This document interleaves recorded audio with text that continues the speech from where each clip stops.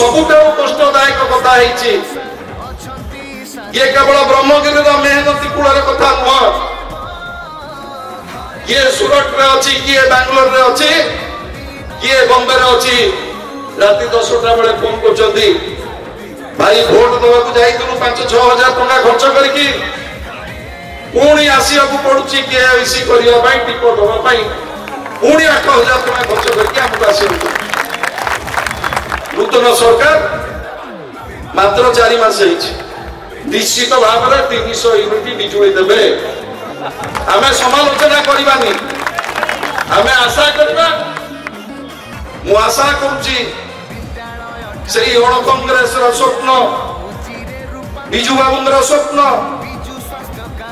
ओडिशा को विकास को आगु नवा नवीन बाबू संकल्प ये ब्रह्मगिरी उज्जीवित हो ब्रह्मगिरी गणतंत्र को निर्वाचित प्रतिनिधि मान सम्मान दिंतु एवं एक विकसित ब्रह्मगिरी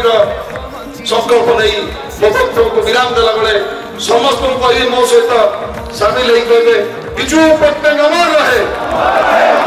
समस्त मिसी कहे विजु बाबू अमर रहे विजु बाबू अमर रहे विजु पट्टनायक अमर रहे।